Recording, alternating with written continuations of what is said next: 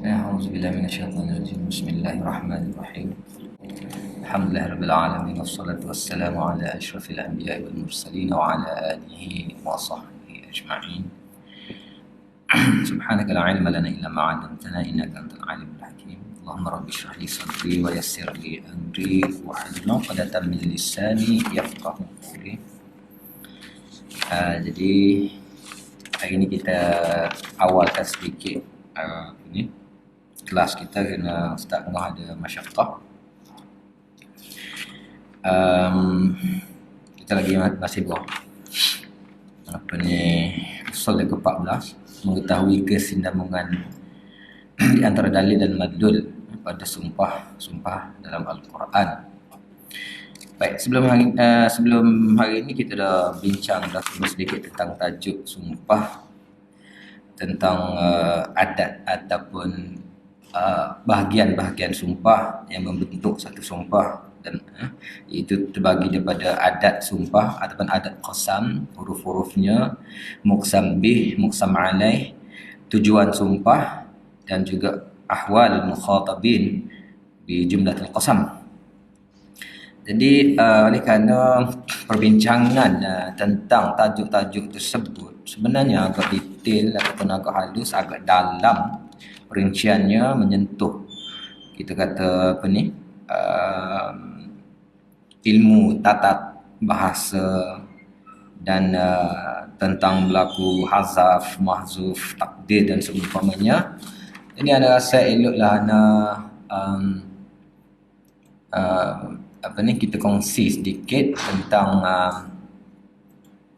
bahagian-bahagian qasam. Sebelum kita terus kepada tajuk seterusnya hari ini, kita tengok sepintas lalu bahagian-bahagian qasam. Takut-takut kita masih lagi agak terkeliru ataupun tidak nampak dengan jelas tentang bahagian-bahagian tersebut. Okey. Ini secara ringkasnya, ini ayat qasam yang komplit. Ayat qasam yang lengkap. Contohnya ayat 38 surah An-Nahl. Wa aqsamu billahi jahda aymanihim la yab'atsullahu may yamut. Baik.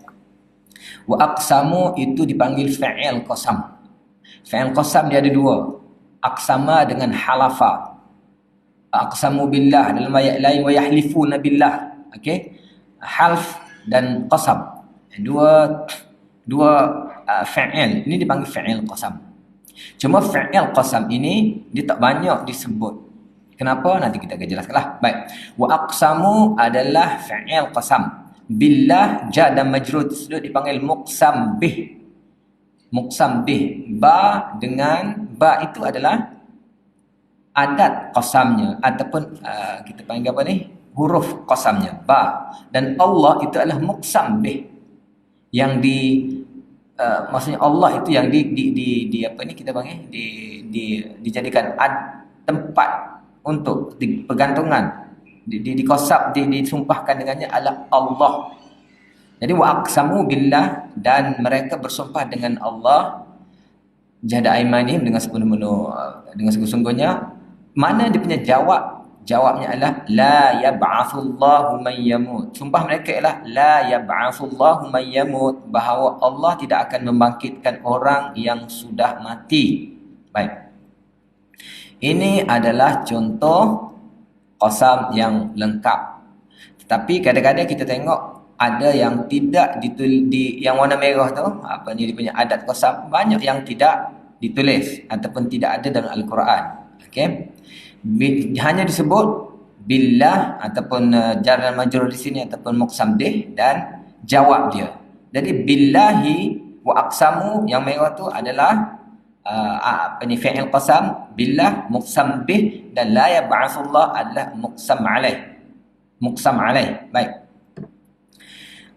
Kalau sekiranya kita buat aqsamu wa aqsamu, dan banyak yang dibuang banyak yang dibuang.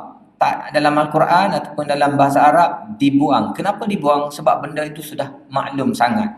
Bila suatu benda itu dimaklum sangat, kita direct terus kepada muqsam bih tanpa disebut fi'il qasamnya. Jadi apabila dibuang aqsamu, dia tinggal billahi. Tetapi billahi, bila dia tidak ada aqsamu, dia jadi wallahi. Katalah kita buang aqsamu, dia jadi wallahi, dan jawab dia la yab'atsullah.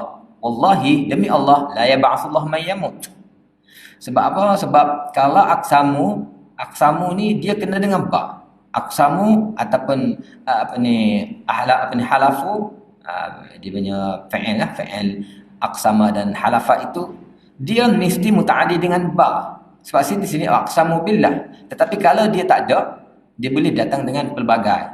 Biasanya lah. Wallahi la yab'atsullah man yamut. Katalah ini juga sempurna jugalah, maksudnya ada muqsam dan muqsam bih. Ada juga kes-kes yang muqsam alaih dia la yab'atsullah yang biru tu tidak disebut. Dalam Al-Quran banyak. Tak sad wal Qur'an dzikr.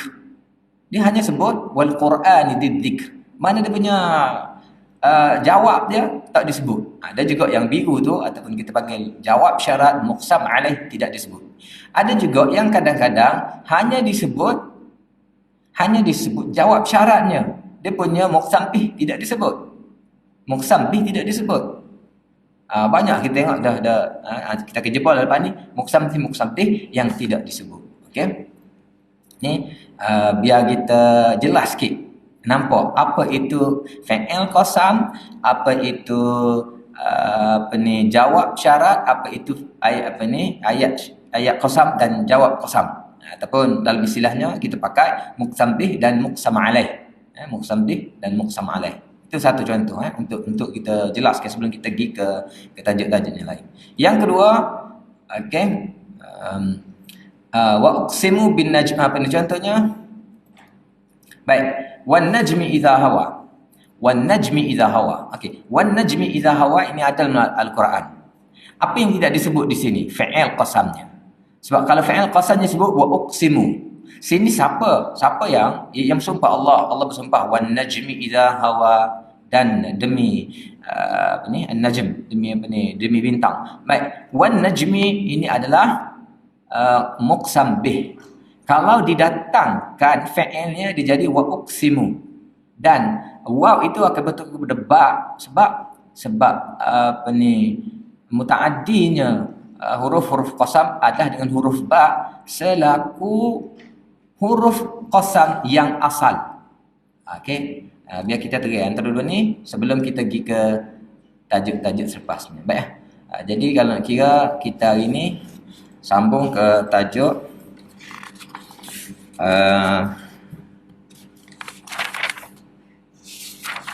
fi'il qasam ni. Apa ni? Bukan fi'il yang bertindak seperti qasam ni. Berapa perkataan fi'il yang bertindak seperti qasam? Muka surat 64 dalam nota kita ni. Okey, beberapa fi'il yang bertindak seperti fi'il qasam. Baik, tadi kita sebut bahawa fi'il qasam ada dua saja, iaitu aqsama dan halafa. Dalam Al-Quran wa aqsamu billah jahda aimanihim tadi, dan wa yahlifuna billah, ada dua tu. Dan ada adat qasam dia huruf ba, ta, waw dan lam. Itu asal. Tetapi di sana ada beberapa fi'il yang dia seperti qasam. Seperti qasam daripada sudut mana? Daripada dia nak kepada jawab. Okay, dia nak kepada jawab. Qasam ini dia kena ada jawab dia. Dia kena ada pelengkap dia. Muqsam alaih dipanggil. Sama juga dengan syarat. Kalau saya makan, kalau kita berhenti lagu tu, dia kayak tergantung. Kalau saya makan, pasti saya kenyang. Itu syarat syarat dia panggil. Kalau dia ada jawab dia. Nescaya, maka, qasam pun begitu juga. Dan ada juga fi'il yang nak kepada jawab. Dipanggil fi'il yang bertindak seperti fi'il qasam. Antaranya ta'adzana. Contohnya dalam ayat wa idz ta'adzana rabbuk la yab'atsanna 'alaihim.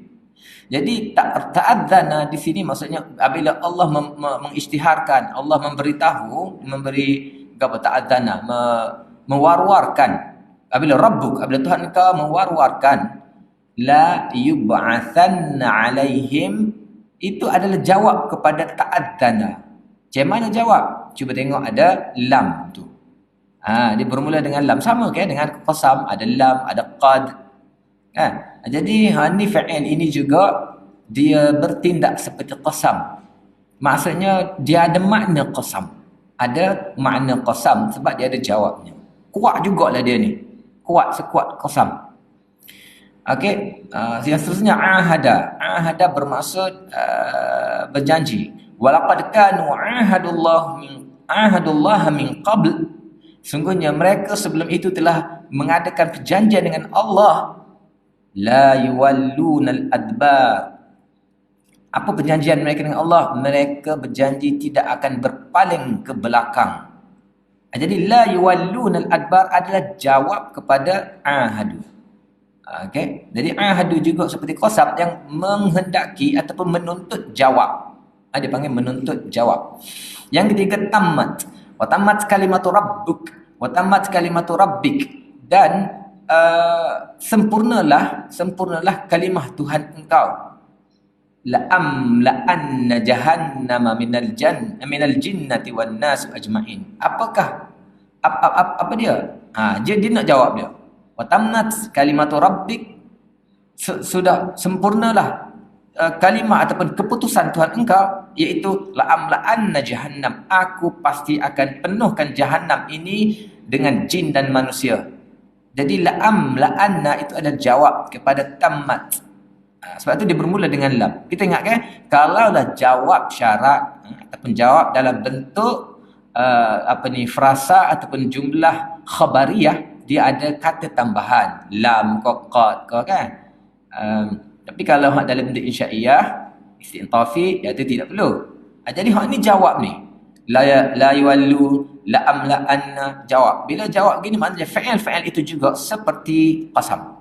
Yang keempat, qadaina, kami putuskan. Contohnya wa qadaina ila bani Israila fil kitab la tufsidunna fil ardi marratain. Wa qadaina, dan kami telah putuskan kepada bani Israel di dalam Alkitab, la tufsidunna, kamu pasti akan melakukan kerosakan di atas muka bumi ini 2 kali. Jadi la tufsidunna adalah jawab kepada qadaina. Qadaina perlu kepada jawab, macam qasam juga dia. Dan jawab dia adalah jawab dalam bentuk khabariyah, sebab itu ada lam, la tufsidunna, la tufsidunna. Yang kelima, wa'ada, janji. Wa'adallahu alladhina amanu minkum wa 'amilus solihat la yastakhlifannahum fil ard. Allah telah menjanjikan kepada orang yang beriman dan beramal soleh di antara kamu. Apa janjinya? Apa jawab syarat itu?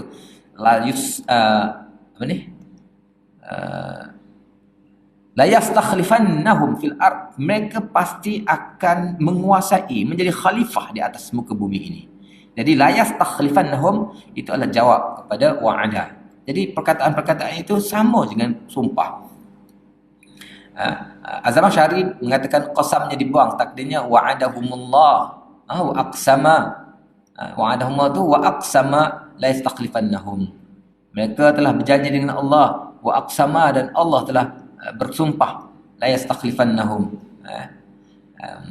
Kata beliau, harus juga dikatakan wa'adallahu, iaitu janji Allah itu oleh kerana sesuatu yang pasti akan berlaku, seperti qasam juga halnya. Maka ia disambut seperti ayat qasam, seolah-olah dikatakan begini, aqsamallahu la yastakhlifannahum. Jadi ini menurut mereka, Az-Zamakhsyari seorang ahli nahwu yang hebat, imam kepada ahli nahwu, dia mengatakan bahawa wa'ada, janji Allah ni pasti. Janji kita manusia ni tak pasti. Macam mana hebat kita berjanji, bila kita sampai masanya kita tak mampu untuk melunaskan janji. Tapi Allah apabila dia berjanji, dia bukan seperti kita. Janji Allah itu pasti. Wa kana wa'dullahi maf'ula. Janji Allah itu pasti akan dibuat. Jadi oleh kerana kepastian itu, dia kuat seperti sumpah. Ini menurut Zamakhsyari. Seolah-olah dia kata aqsamallahu, seolah wa'adallah itu seperti aqsamallah. Yang keenam, katabah. Katabah juga maknanya kuat. Katab ni maksudnya Tulis ni maksudnya catat. Sebab tu dalam bahasa Arab atau Al-Quran sendiri, benda-benda yang tercatat ataupun termaktub, maktub tu pada katabah adalah benda yang kemah, kuat. Contohnya kita kata semaya-semaya yang fardu dipanggil maktubat. Salatul maktubat, salawatul maktubat, ataupun katabah dalam banyak ayat. Katabah tu maksudnya tentukan. Sebab apa? Sebab penentuan itu harus dicatat. Penentuan itu satu benda yang besar, satu benda yang pasti, satu benda yang rasmi harus dicatat. Sebab tu katabah mempunyai makna yang kuat. Jadi katabah dia ada makna kuat juga, dia memerlukan jawab syarat. Dalam contoh ini kataballahu la'aghlibanna ana wa rusuli. Allah telah menentukan. Apa dia jawabnya? La'aghlibanna ana wa rusuli. Aku dan rusul aku pasti akan menang. Okay? Yang seterusnya ya'lam. Dalam firman Allah, qalu rabbuna ya'lamu inna ilaikum lamursalun. Rabbuna ya'lam, Tuhan kami mengetahui, inna ilaikum lamursalun, bahawa kami adalah qalu rabbuna ya'lamu inna ilaikum, bahawa kami adalah para utusan kepada kamu. Jadi ya'lam di sini macam qasam. Macam qasam. Sebab kalau kita tengok inna, itu kenapa inna? Apa tu anna? Kalaulah jumlah selepas ya'lam itu adalah kita kata jumlah jumlah maf'ulun bih, tak? Jumlah itu menjadi maf'ulun bih, kena anna lah. Rabbuna ya'lamu anna ilaikum. Kan? Tapi sini macam qasam. Qasam ni dia la mahalla laha min al-i'rab kan? Seterusnya yashhad, bersaksi. Contohnya wallahu yashhadu innal munafiqina lakadibun. Wallahu yashhad innal munafiqina lakadibun. Sebelum tu idza ja'akal munafiqun qalu nashhad innaka la rasulullah wallahu ya'lamu innaka la rasuluh. Orang munafik, bila orang munafikin datang dan mendakwa, bersaksi bahawa kamu adalah Rasulullah, Allah tahu bahawa kamu adalah Rasulullah Muhammad. Wallahu yashhad, dan Allah bersaksi bahawa munafikin itu bohong. Jadi yashhad, saksi Allah tu kuat. Jadi dia macam qasam. Jadi Allah yashhad innal munafiqin. Sebab itulah inna, itu bukan anna. Kalau kita kata bukan qasam, jadi yashhad maf'ulnya anna lah kan. Sebab dia dalam keadaan nasab. Yashhadu anna, ashhadu an la ilah kan. Apa ni? Tak apalah. Kita kata sini yashhad kuat sini dia memerlukan kepada jawab dia. Dia perlu ke jawab. Dia macam qasam ayat yashhad tu. Jadi innal munafiqina lakadibun ala jawab kepada yashhad. Yang kesembilan akhdhal misaq, mengambil perjanjian. Dia kuat juga bila Allah mengambil perjanjian. Contohnya wa id akhadallahu mitsaqal ladzina utul kitab latubayyinunnahu. Bila Allah mengambil perjanjian dengan ahli kitab, apa perjanjian itu? Kamu harus jelaskan kepada manusia, wala taktumunah, dan jangan kamu sembunyikan maklumat itu. Jadi sama juga dia ada jawab syarat dia, la tubayyinunnahu linnas. Yang ke-10 amlakum aymanun alaina balighah ila yaumil qiyamah innalakum lama tahkumun. Amlakum ayman, atau adakah kamu punya perjanjian, adakah kamu punya ikatan yang kuat sehingga hari kiamat. Innalakum lama tahkumun, maksudnya ni tempelak kepada orang Yahudi lah, yang menganggap mereka ni adalah bangsa pilihan, mereka adalah anak Allah, mereka tak masuk dalam neraka kalau masuk pun sebentar saja dan seumpamanya. Jadi soalan ini juga kuat, dia memerlukan kepada jawapan. Jadi hal ini semua ini adalah perkataan-perkataan ataupun fi'il yang sama dengan fi'il qasam yang memerlukan jawab syarat. Tapi hak asal fi'il qasam tadi aqsama dan halafa, hak tu betul-betul. Aqsamu billah, yahlifuna billah. Baik, seterusnya muqsam bih. Jadi kita kena ingat semulalah pembahagian tadi, bahawa ada dua bahagian yang membentuk qasam ini. Ada dua jumlah, dua komponen. Yang pertama dipanggil ayat qasam ataupun muqsam bih. Yang kedua jawab qasam dipanggil muqsam alaih. Dan daripada sudut usul ini bahawa muqsam bih dipanggil dalil dan muqsam alaih dipanggil madlul. Madlul, pasal dia dalam qasam itu bukan saja-saja. Qasam itu ada maknanya, ada dalil yang Allah nak royak. Tapi ini kena pemerhatian kita lah. Kita kena perhati apa yang Allah nak daripada qasam ini. Qasam ini bukan saja-saja. Kita pun jarang bersumpah. Kalau kita bersumpah, maknanya bila suatu benda yang kita rasa besar. Bersumpah ni satu benda yang besar. Kita nak menegaskan suatu, kita guna sumpah. Jadi Allah menggunakan sumpah, mesti ada sesuatu yang dia nak tunjuk. Dipanggil madlul. Dalil dia dengan sumpah. Tapi dia bukan sumpah saja-saja. Bukan sumpah saja-saja. Bila dia bersumpah dengan apa? Sumpah dengan rububiyahnya. Apa yang dia nak royak? Bila dia bersumpah dengan fenomena alam, apa dia nak royak? Bila dia bersumpah dengan apa ni? Kita kata makhluk-makhluknya. Wasyamsi waduhaha. Itu kita kata jadi gapo dia nak royak tu? Dalil itu nak menunjukkan kepada gapo? Mesti ada kaitan. Bukan saja-saja. Sumpah ni mesti ada kaitan. Jadi hak ni dipanggil muqsam bih, apa ni? Ataupun kita panggil ayat sumpah. Ini yang pertama. Lepas tu muqsam alaih. Baik, terdapat banyak muqsam bih dalam Al-Quran, tetapi secara kasar ia dapat dibahagikan kepada beberapa perkara berikut. Yang pertama, perkataan Rabb. Dijadikan sebagai muqsam bih. Ini pada 8 tempat. Maksudnya bersumpah dengan Rabb. Bersumpah dengan Rabb itu ada 8 tempat. Sebagai menarik perhatian manusia kepada sifat rububiyahnya. Apabila Allah bersumpah dalam Al-Quran dengan Rabb, maksudnya dia nak menarik sesuatu tentang rububiyah berkenaan dengan gapo situ. Tentang gapo, tentang kekuasaan Allah daripada sudut pengawalan alam ini ke ataupun rezeki ke ataupun kena tengok ayat lah secara khususnya. Seterusnya ilmunya dijadikan muqsam bih pada 17 tempat. Okey, kemuliaannya dijadikan muqsam bih pada 1 tempat. Al-Quran dengan lafaz Al-Quran dijadikan muqsam bih pada 3 tempat. Al-Quran dengan lafaz Al-Kitab dijadikan muqsam bih pada 3 tempat. Rasulullah SAW dijadikan muqsam bih pada 2 tempat. Okey, pen pada 1 tempat, malaikat pada 2 tempat, kejadian alam semesta dijadikan muqsam bih pada 13 tempat. Banyak alam semesta ni banyak Allah menggunakan alam. Kena tahulah, kena fikir gitu.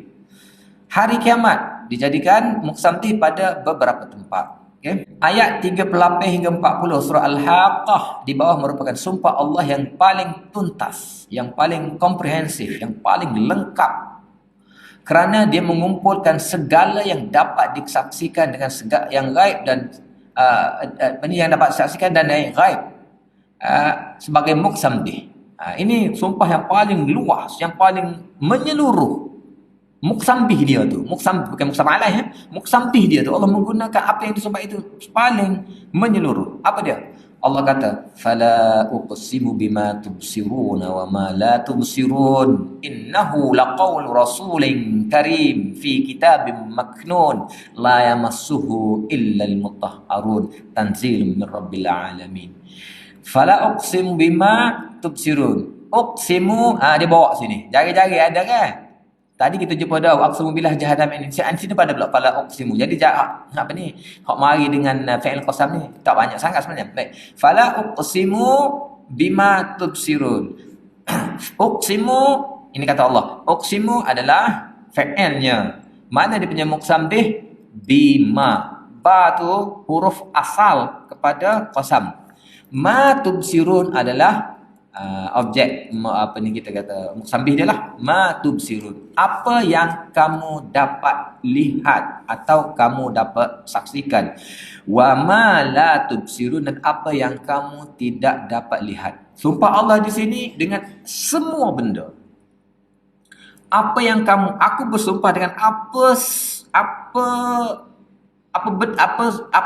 semua perkara yang kamu dapat lihat dan dengan apa yang kamu tidak dapat lihat. Maksudnya menyangkut ke semua benda, seluruh makhluknya, makhluk yang Allah yang mata lendai kita dapat lihat, semua benda lah, semua benda atas muka bumi ini ke atau di luar angkasa yang dapat kita teropong dengan teleskop ke ataupun Apa sahaja yang dapat dilihat oleh mata kita itu ma tubsirun. Wa ma la tubsirun, apa sahaja keraiban yang kita tak nampak, sama ada luar angkasa sana ataupun hanya di sekeliling kita. Sangat banyak benda yang kita tidak nampak.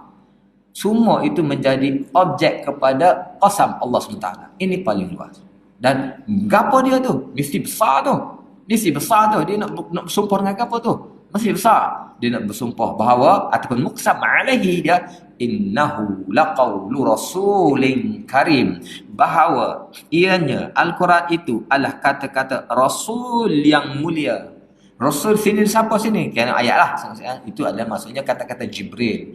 Bukannya Muhammad pergi belajar dengan mana-mana Yahudi ataupun mana-mana Nasrani. Seperti dakwaan mereka bahawa Muhammad ni senyap-senyap pergi belajar di Gua Hira mana tak tahu, pergi belajar dengan Yahudi mana pun tak tahu. Tak. Ini adalah kata-kata Jibril yang turun bawa kepada Muhammad. Jadi Allah menekankan madlul ataupun muqsam alaih dia dengan satu sumpah yang sangat-sangat luas. Okay.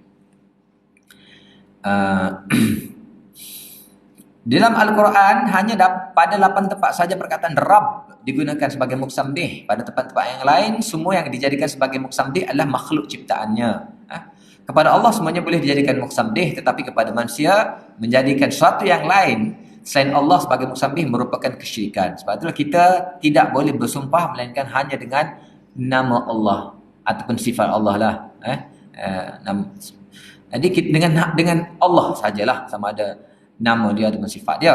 Tapi dengan makhluk tak boleh. Dengan makhluk tak boleh. Seperti mana diriwayatkan oleh Ibnu Umar, Rasulullah berkata, "Man halafa bi ghairillah faqad asyraka." Barang siapa yang bersumpah selain daripada Allah, maka syiriklah hukumnya. Tempat-tempat di mana Allah menjadikan zatnya sebagai muqsam bih. Okey. Ada 8 tempat tadi Rabb tadi. Hakim. 3 daripadanya Nabi diperintahkan supaya bersumpah menggunakannya. Okey. Jadi 3 daripada Rabb tu Nabi disuruh untuk menggunakan.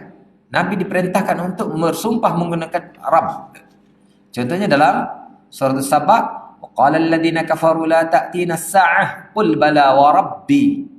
Orang kafir berkata, hari kiamat tak akan datang. Katakanlah ya Muhammad, bala, datang. Bahkan benar, dia pasti akan datang. Wa rabbi, demi Tuhanku, la ta'tiyannakum, dia pasti akan datang kepada kamu. Dalam surah At-Taghabun, za'amal ladina kafaru an la yub'atsu. Orang-orang kafir mendakwa bahawa mereka tidak akan dibangkitkan. Qul, katakanlah ya Muhammad, bala wa rabbi, bahkan pasti demi Tuhanku, la tub'atsunna, kamu pasti akan dibangkitkan. Dan yang ketiga dalam surah Yunus, wa yastambikunak haqqun hu, wa yastambikunak ahaqqun hu, mereka tanya engkau, tanya dalam keadaan nganying lah, ahaqqun hu, betul ke tu? Betulkah benda tu? Betulkah peristiwa ataupun janji kamu itu? Qul i wa rabbi, katakanlah Muhammad, benar demi Tuhanku, innahu lahaqq, sungguhnya dia adalah benar. Jadi Allah SWT suruh Nabi bersumpah dengan Rabb. Pada 3 tempat ini Nabi diminta bersumpah dengan dalil menyatakan kepastian berlakunya hari kiamat. Baik. Seterusnya yang keempat, surah Az-Zariyat, fa warabbis samawat, maka demi Tuhan langit dan bumi, innahu lahaqq, sungguhnya ia adalah benar. Dalam bab-bab bersumpah dengan kiamat akhirat. Sebab apa? Sebab zaman ni, zaman kita kata zaman Mekah, zaman kapur ni, mereka sangat-sangat melawan Nabi, sangat-sangat menolak, sangat-sangat tidak percaya. Bila Allah, Nabi mengatakan Allah itu Tuhan, mereka tak bangkang lagi, sebab mereka kata ya memang Allah Tuhan. Tapi apabila mereka kata hanya Allah, mereka bangkang. Dan apabila tentang hari kiamat pula kebangkitan, mereka bangkang juga. Mereka tak percaya. Jadi untuk menekan, untuk menaayaknya bahawa benda itu pasti penekanan diberikan. Jadi penekanan yang paling tinggi adalah sebagaimana kita tahu dengan qasam. Jadi sungguh betul demi Allah, demi Rabb, demi Tuhan, bahawa kiamat itu akan berlaku, akhirat itu akan berlaku, yaumuddin akan berlaku. Surah Al-Ma'arij pula, fala uqsimu rabbil masyariq wal magharib inna laqadirun. Rabbil masyariq wal magharib, maka aku bersumpah dengan Tuhan Masyriq dan Tuhan Maghrib, inna laqadirun, Qadirun kat tengok ayat sebelah ala ayat gitu. Surah Maryam pula fawarabbik lanahsyurannahum, maka demi Tuhan engkau ya Muhammad, Allah guna Rabb, demi Rabb engkau ya Muhammad, lanahsyurannahum, kami pasti akan kumpulkan mereka sesok. Dalam surah Al-Hijj fawarabbi apa ni, la tas'alannahum ajma'in, la nas'alannahum ajma'in. Fawarabbik lanas'alannahum ajma'in amma kanu ya'malun, maka demi Tuhan engkau kami pasti akan tanya mereka semua tentang apa yang mereka telah lakukan. Fala warabbik la yu'minun, fala warabbika la yu'minun hatta yuhakkimuka fima syajara bainahum. Dalam surah An-Nisa Allah kata, maka tidak demi Tuhan engkau mereka tidak akan beriman sehinggalah, mereka tidak dikira beriman sehinggalah mereka menjadikan engkau sebagai hakim, sebagai pemutus hukum tentang apa yang mereka perselisihkan. Jadi ini ada lapai tempat. Allah menggunakan Rabb sebagai muqsam bihnya. Selain daripada itu, Allah bersumpah dengan makhluk-makhluk kejadiannya. Jadi kita tahu bahawa sumpah dari Quran ini sangat banyak kan? Berat 200. Tapi hak menggunakan Rabb itu hanya 8. Hak paling banyak sekali ialah Allah menggunakan Allah sendiri sebagai hak yang bersumpah. Allah menggunakan makhluk-makhluknya dan juga kejadian alam semesta, fenomena alam, kiamat, syafaq, siang, malam dan seumpamanya. Khususnya pada surah-surah yang diturunkan pada awal kenabian baginda. Surah-surah Mekah, surah-surah Nabi berhadapan dengan golongan musyrikin. Ini paling banyak. Nabi menggunakan Al-Quran menggunakan sumpah-sumpah yang berkaitan dengan fenomena-fenomena alam. Sebab dia nak kait dengan Rabb lah. Dia nak kait dengan Tuhan, bahawa Allah itulah Tuhan yang bila Allah SWT adalah Rabb yang menguasai segala-galanya, langit semua tidak bertembung, sistem solar, sistem apa semua dalam orbitnya yang tidak pernah keluar, tidak pernah terbabas, tidak pernah berlaga. Macam mana pula kamu boleh terima bahawa hak di bumi ini yang menguasai, yang boleh beranak ataupun semua syirik-syirik kamu itu, macam mana kamu boleh terima bahawa mereka itu berkongsi kuasa dengan Allah?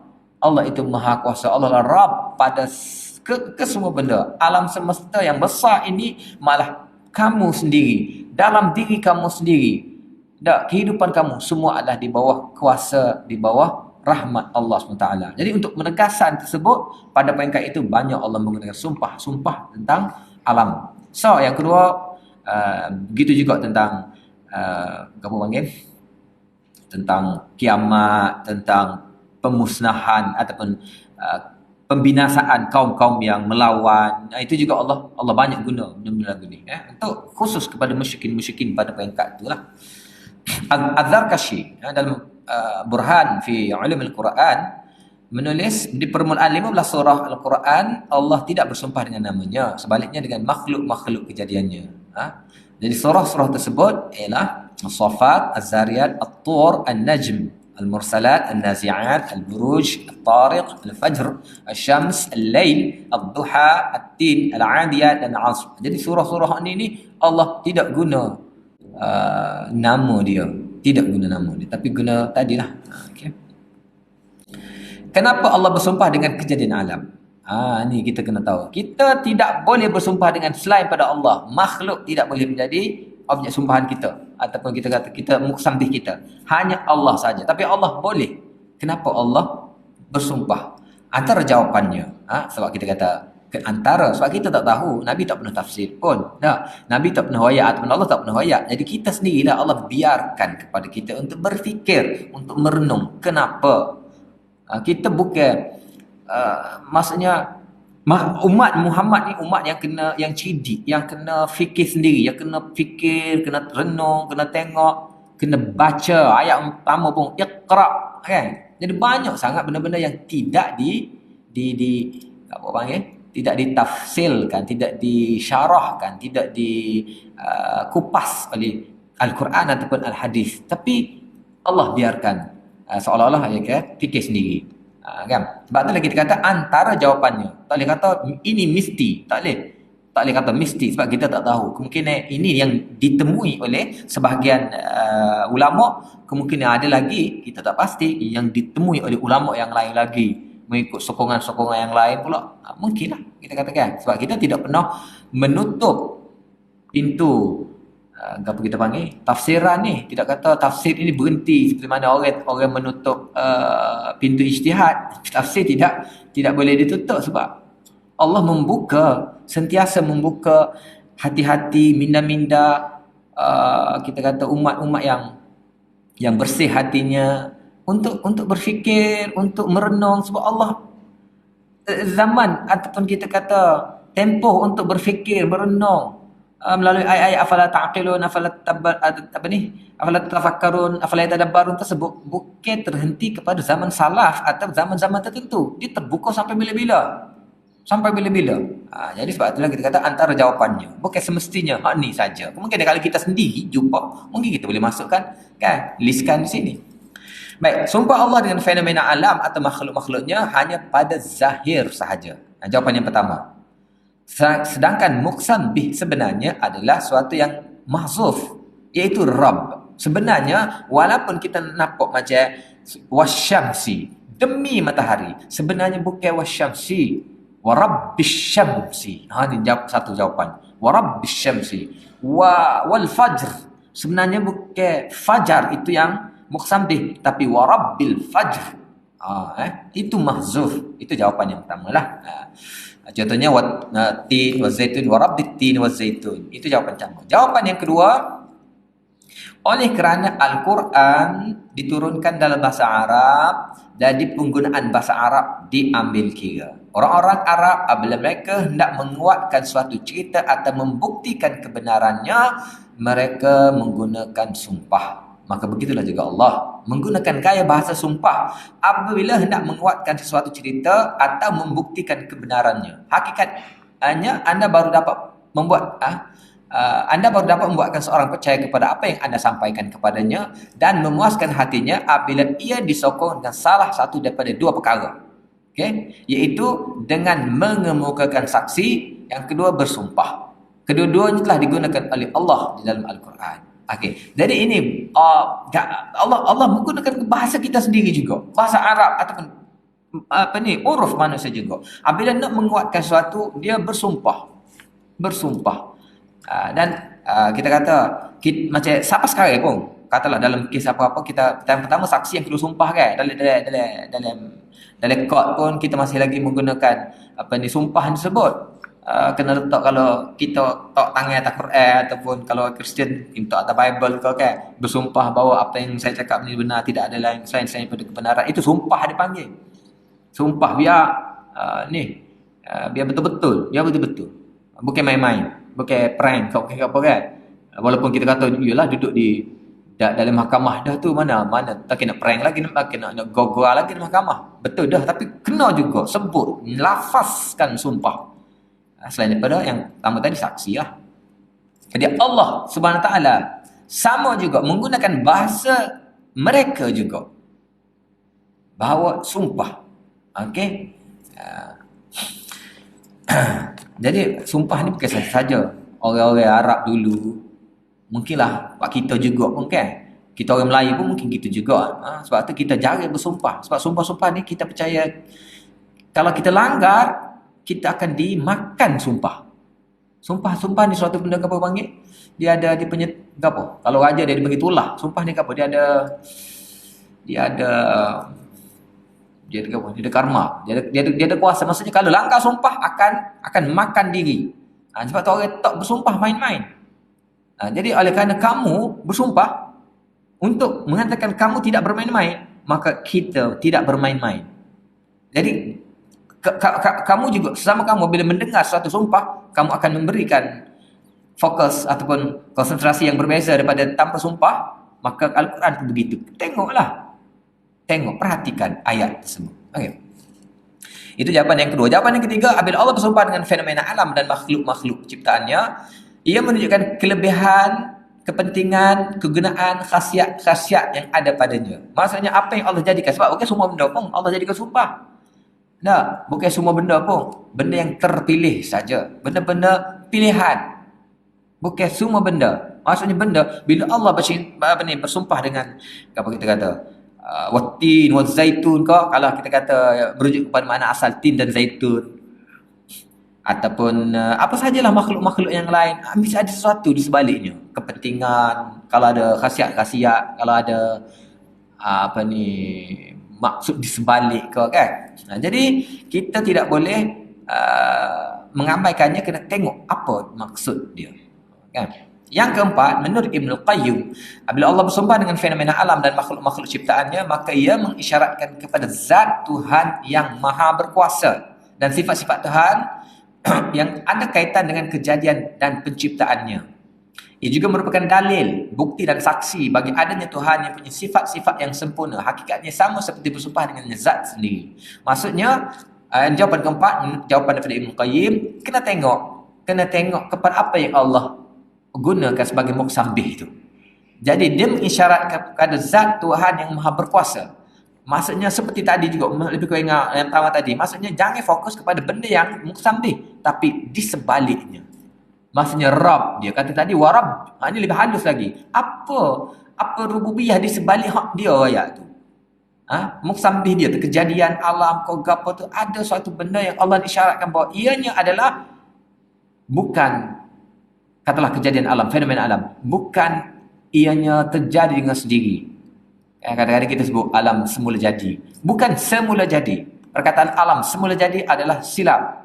Bukan perkataan daripada kita, orang yang belajar Quran, bahawa semua itu adalah di bawah rububiyah Allah SWT, di bawah seliaan kuasa Allah SWT.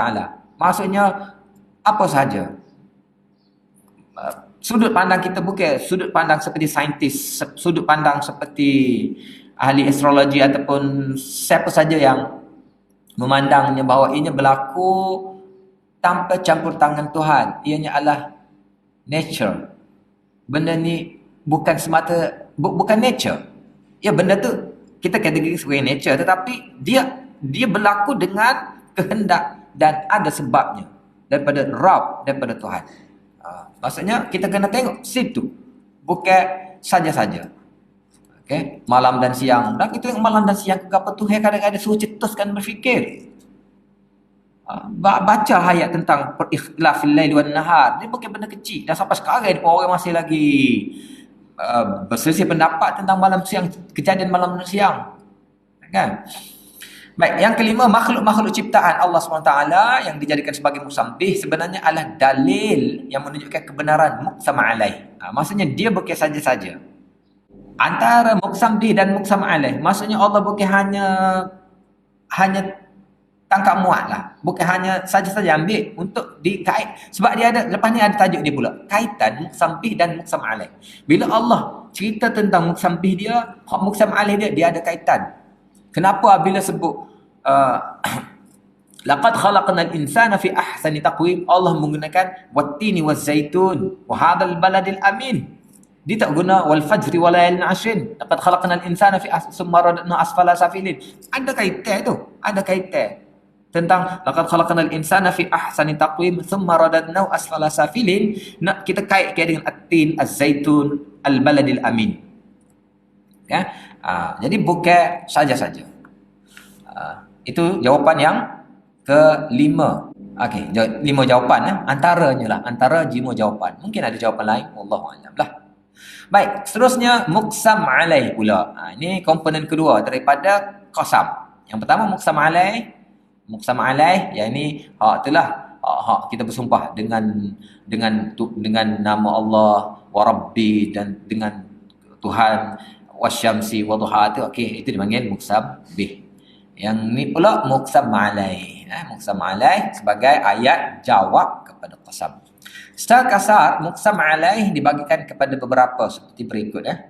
Ibnul Qayyim dalam Tibyan berkata Allah pada beberapa tempat bersumpah atas asas-asas iman yang wajib diketahui dan dipercayai manusia. Dengan kata lain, perkara-perkara yang berkaitan dengan prinsip-prinsip iman lah yang dijadikan sebagai muqsam alaih. Jadi muqsam alaih dia adalah prinsip-prinsip iman. Okey. Antara contohnya ada 5 contoh sini. Yang pertama, Muqsam alaih berkaitan dengan akidah ketauhidan. Cuba perhatikan, was-saffati saffa, faz-zajirati zajra, fattaliyati dzikra, inna ilahakum lawahid. Inna ilahakum lawahid adalah jawab ataupun muqsam alaih kepada muqsam bih dia, was-saffati saffa, demi yang berbaris-baris. Allah menggunakan malaikat dia sini. Tak? Safat ni adalah para malaikatnya. Allah bersumpah muqsam bih dengan para malaikat demi wasafat fazajirat zajra fattaliyat dzikra. Apa yang dia nak ayat tu? Muqsam alaih dia. Inna ilahakum lawahid. Sungguhnya Tuhan kamu adalah yang Maha Esa. Jadi sini muqsam alaihnya adalah ketauhidan. Yang kedua tentang kebenaran Rasul.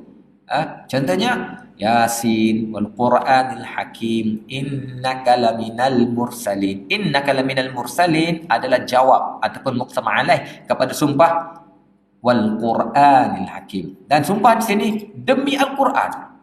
Allah menggunakan demi Al-Quran. Muqsam dia Al-Quran. Demi Al-Quran yang karim ini, hakim ini. Demi Al-Quran yang hakim. Besar ni sumpah dengan Al-Quran ni. Besar. Demi maksudnya Allah bersumpah dengan Al-Quran untuk menyatakan kebenaran. Innaka, sungguhnya engkau ya Muhammad, laminal mursalin, adalah para utusan. Yang ketiga, kebenaran Al-Quran. Contoh, fala uqsimu bimawaqi'in nujum, innahu laqasamun law ta'lamun 'azim. Innahu laqur'anun karimin fi kitabim maknunin la yamassuhu illa al-mutahharun tanzilum min rabbil alamin. Dia juga besar ni sumpah dia ni. Sumpah yang besar ni. Maksudnya muqsam alaih, muqsam bih dia Allah menggunakan mawaqi'in nujum. Ni apa ni? Aku bersumpah dengan tempat-tempat jatuhnya bintang. Innahu laqasamun law ta'lamun 'azim. Sungguhnya ini sumpah. Allah sendiri kata sumpah ini, aku sumpah ini laqasam. Sungguhnya satu sumpah law ta'lamun, kalau kamu tahu satu sumpah yang besar. Sekali tengok ayat sini dalam balaghah tu, law ta'lamun tu jadi gapo? Tak, kenapa disisipkan law ta'lamun? Kalau kita tak boleh law ta'lamun, innahu laqasamun 'azim. Ataupun innahu qasamun azim, ataupun huwa qasamun azim. Kalau tak buka apa-apa, fala uqsimu bin nujum, huwa qasamun azim. Tapi Allah tak kata huwa, Allah kuatkan innahu qasamun azim. Tak cukup lagi, bubulah innahu laqasamun azim. Tak cukup lagi, innahu laqasamun law ta'lamun azim. Tengok dari segi balaghah tu, penekanan tu. Selain daripada kita kata apa ni? Sumpah itu sudah satu ayat penegas ataupun ayat penguat yang tertinggi. Ada ayat penegas-penegas yang lain dalam menegaskan bahawa qasam, penegas kepada penegasan ini adalah tinggi. Cuba perhati ayat. Inna fala uqsimu bimawaqi'in nujum wa innahu laqasamun law ta'lamun 'azim. Gapo dia nak ayat?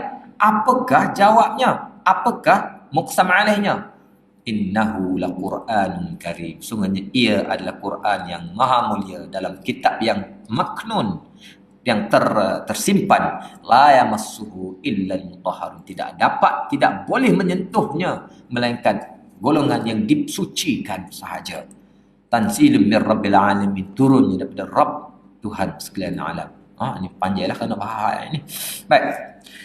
Yang keempat, hari akhirat. Jadi muqsam alaih dia. Contohnya wadhariyati dharwa falhamilati wiqra faljariyati isra falmuqassimati amra innama tu'aduna lasadiq. Jadi wadhariyati dharwa, apa semua itu dipanggil muqsam.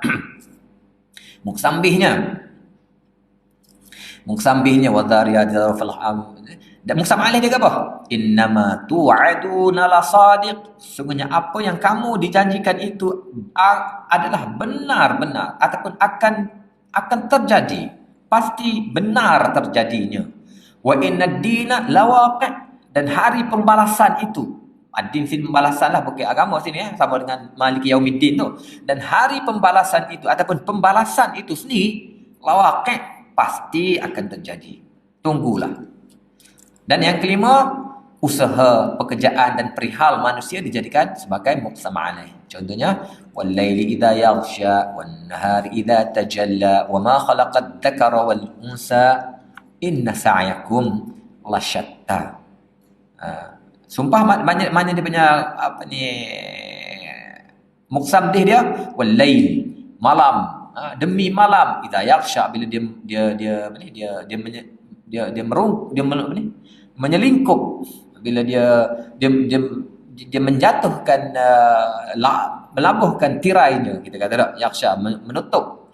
Wallad wan nahar idza tajalla, dan siang apabila dia muncul. Wa ma khalaqad dzakara wal unsa, inna sa'yakum, sungguhnya sa'yakum. Sa'ya tu maksudnya apa? Pekerjaan, usaha, apa lagi?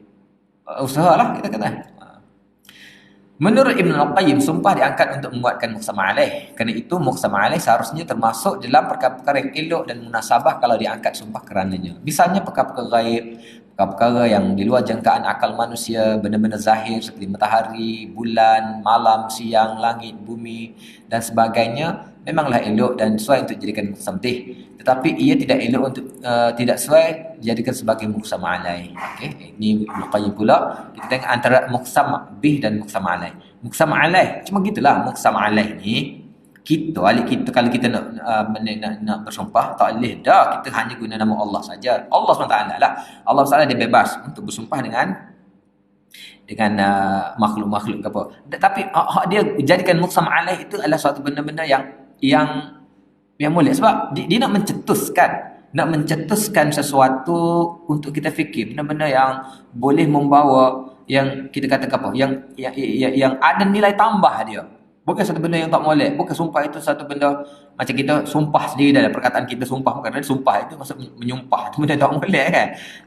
Dia sumpah ni benda molek. Tetapi antara muqsam alaih dan muqsam bih, hak muqsam alaih itu apa ni? Kita katakan apa ni? Hak sebagai muqsam alaih itu. Muqsam alaih itu dia apa dipanggil? Dia lebih antara muqsam bih dan muqsam alaih itu tak apalah, kita kata benda-benda yang boleh bawa kepada pemikiran kita ataupun pencetusan kita memikirkan muqsam alaih. Cuma muqsam alaih itu tidak boleh kita apa panggil? Kita letakkan satu benda yang tidak sesuai. Demi Allah aku nak apa? Ya, maksudnya bila kita kata kalau kita nisbah kita Allah lah, kita nak kaitkan nama Allah tu, mestilah muqsam alaih kita satu benda yang sesuai, benda yang baik, benda yang sungguh betul. Jangan benda yang saja-saja. Cuma tak apa ni. Yalah, kita orang Melayu ni agak apa panggil? Agak tak berani bersumpah sebenarnya. Kita bukan masyarakat yang bersumpah. Jarang kita bersumpah. Benda-benda besar saja kita bersumpah. Okey. Di dalam Al-Quran Allah telah bersumpah untuk membuktikan keesaannya satu tempat. Kebenaran Al-Quran 5 tempat. Kebenaran Rasul 5 tempat. Kebenaran kiamat 12 tempat. Perihal manusia 5 tempat. Ya, kita kena tempat-tempat yang Allah telah ni. Perkataan antara muqsam bih dan muqsam alaih pada sumpah-sumpah tersebut ada yang terang dan ada yang sangat tersembunyi. Seperti mana kita sebut tadi lah, ada yang tersembunyi, tapi yang sembunyi itu dibawa oleh ulama ataupun ahli-ahli nahwu, ahli-ahli bahasa yang halus pemikirannya, yang dia boleh nampak bahawa ini berlaku sumpah walaupun orang lain tak nampak sumpah. Sebab banyak yang mahzuf. Bila muqsam bih mahzuf dia, macam mana kita nak sebut muqsam alaih dia? Tapi hak muqsam bih tak ada ataupun melihat kepada jawab dia ataupun frasa yang mereka kata ini jawab sumpah, mereka boleh katakan ini berlaku sumpah. Tapi bukan kaleng-kaleng lah, bukan calang-calang orang lah, orang yang selain daripada ilmunya tinggi, halus perhatiannya lah. Allah bersumpah cara yang terang dan tidak terang, okey, tentang ketuhanan, kerasulan, Al-Quran, permulaan serta kesudahan kehidupan manusia. Tetapi tentang hari kiamat, fenomenanya semua sumpah adalah terang. Okey. Dalam bab sumpah ni, kalau sumpah tentang hari kiamat, hak tu sumpah yang sangat terang. Sebagaimana kita tahu bahawa ayat-ayat sumpah-sumpah yang kita katakan apa ni, awal-awal surah-surah Makkiyah lah kita kata. Kadang-kadang untuk menyatakan satu muqsam alaih dia tentang betulnya innahu lawaqi', ianya benar, haqqunhu Qul i wa rabbi, kadang-kadang beberapa muqsam alaih dibawa. Maksudnya untuk menegaskan tentang kiamat itu sungguh-sungguh berlaku, Allah menegaskan dengan terang dan kadang-kadang dibawa banyak muqsam dia. Sebab apa? Sebab peringkat takzib. Peringkat mereka tak percaya. Macam kita lah. Apabila satu benda yang kita kaya ada 3 peringkat kan. Peringkat apa ni? Ibtidai, peringkat talabi dan ingkari. Peringkat ingkari itu kita banyak kita akan lapis-lapiskan lah. Sungguh demi Allah, taubat betul. Tak percaya kau. Kan? Jadi hak tentang hari kiamat Allah guna dengan terang, sumpah. Tapi orang lain mungkin tak terang. Orang yang halus mungkin nampak lah. Ini kerana orang-orang musyrikin Mekah terlalu kuat menolaknya. Tentang berapa sifat Alkitab, ahli kitab dan sikap ahli kitab terhadap Rasul Nabi SAW, pula kebanyakan dia sumpah dengan tidak cara yang terang. Kita dengan ahli kitab kebanyakan sumpahnya tidak terang. Okay.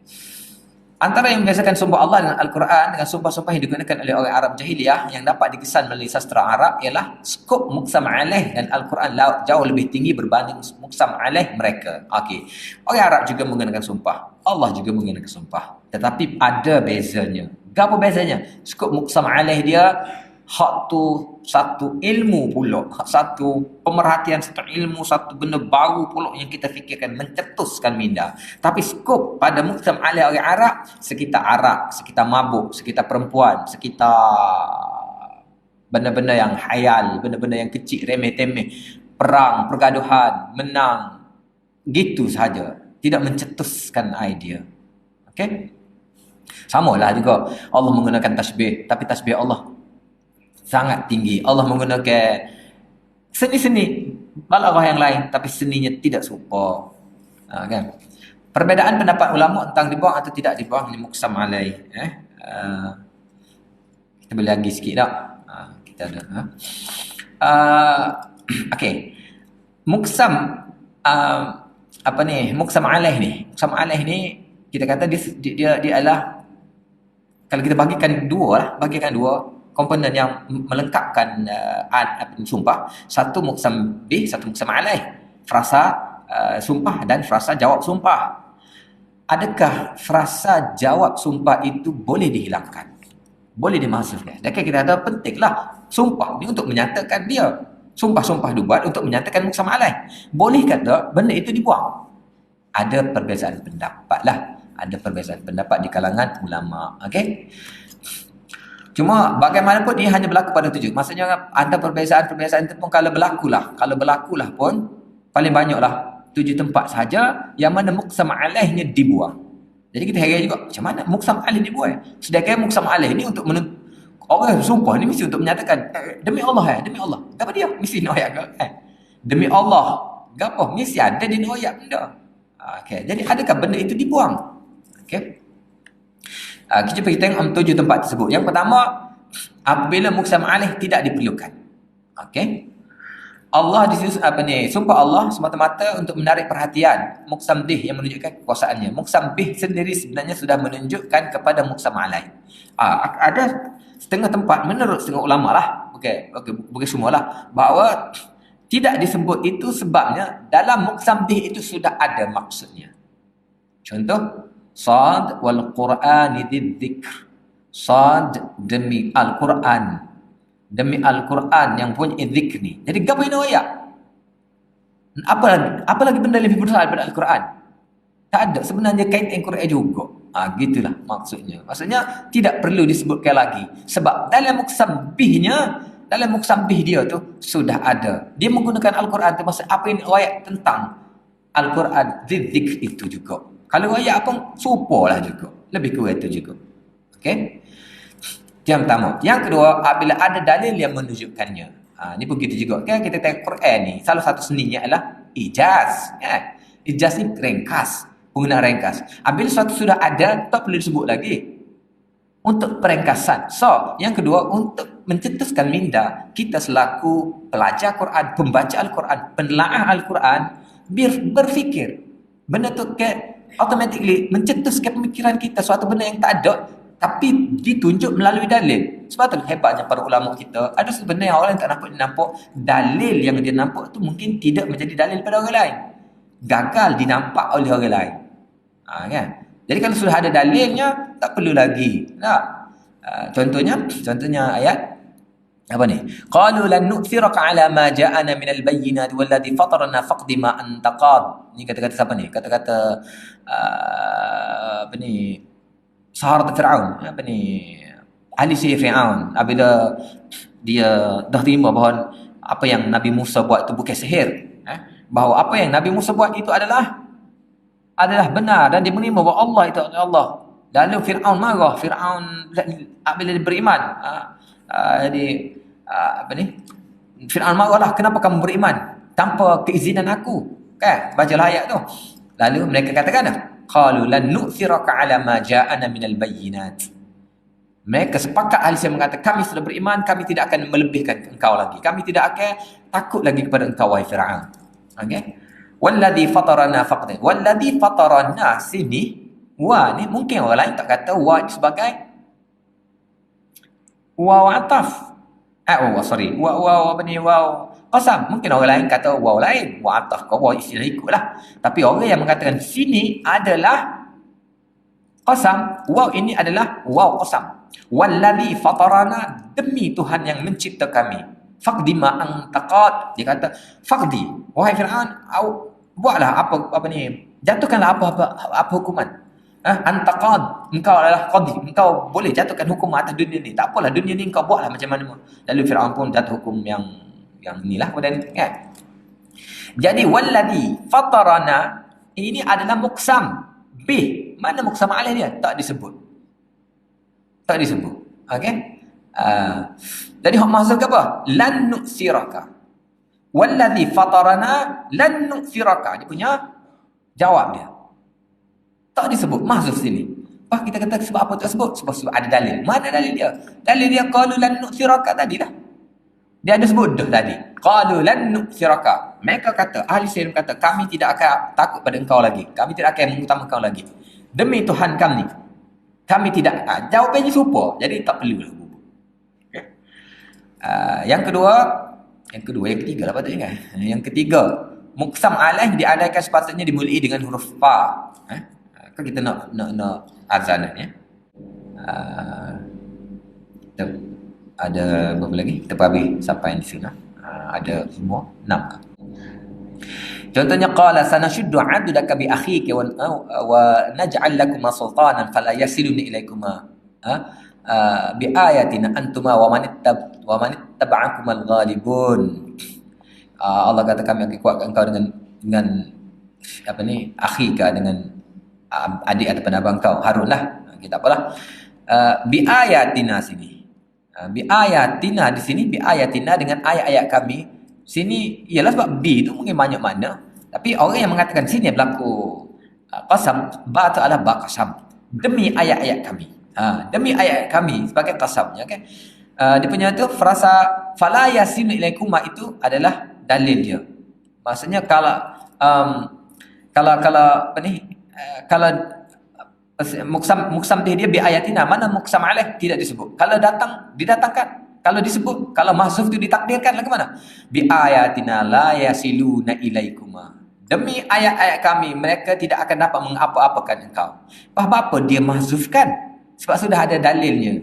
Tunjuk dia. Mana tunjuk dia? Tadi la yasiluna ilaikuma. Okey.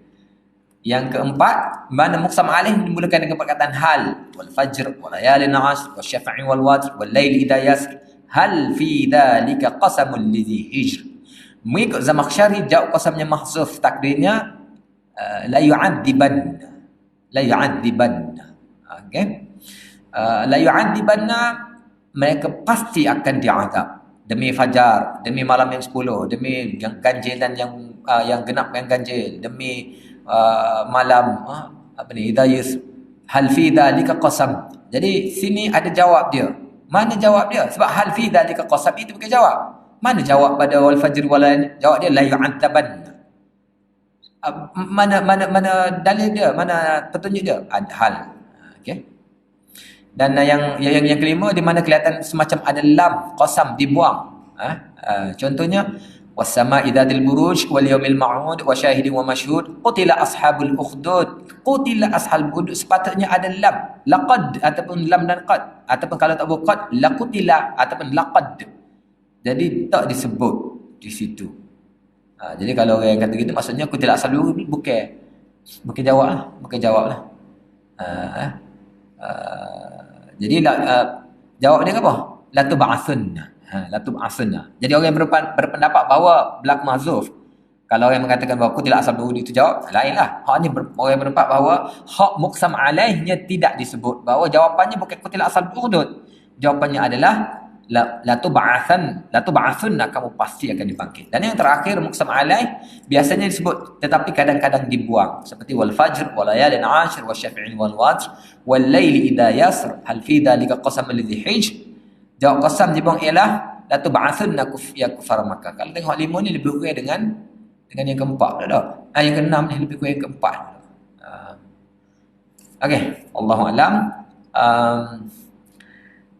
Jadi kita ni ada tak ada habis juga tak ada juga habis qasam ni.